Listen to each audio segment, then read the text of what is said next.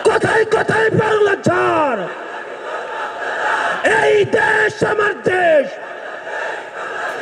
কেউ যদি হুমকি দেয় আপনারা পিছু হটবেন না।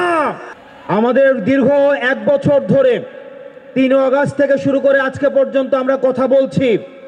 এখন আমাদের কাজ করার সময়।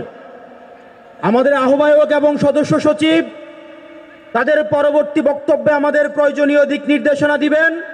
আমরা সে অনুযায়ী পরবর্তী বাংলাদেশ বিনির্মাণ করব। আমি শুধু একটা জিনিসই আপনাদেরকে প্রতিশ্রুতি দিচ্ছি এবং আশ্বস্ত করছি, এইখানে আমার যারা কর্মী রয়েছেন, নেতা রয়েছেন, আমরা আপনাদেরকে প্রতিশ্রুতি দিচ্ছি, কেউ যদি ভয় দেখায়, কেউ যদি হুমকি দেয়, আপনারা পিছু হটবেন না।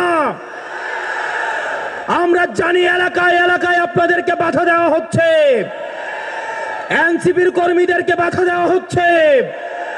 আমরা দীপ্ত কণ্ঠে বলতে চাই, টেকনাফ থেকে তেতুলিয়া, রূপসা থেকে পাথুরিয়া, এনসিপির একটা নেতা কর্মীর দিকে যদি কেউ চোখ তুলে তাকায়,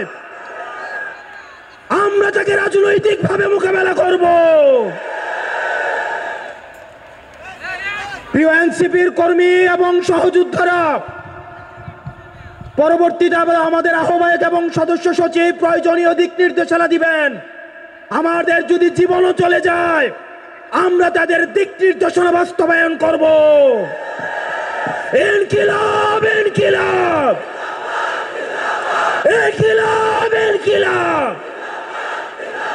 কথায় কথায় বাংলা ছাড়, এই দেশ আমার দেশ, এই দেশ আমার দেশ। NCP NCP.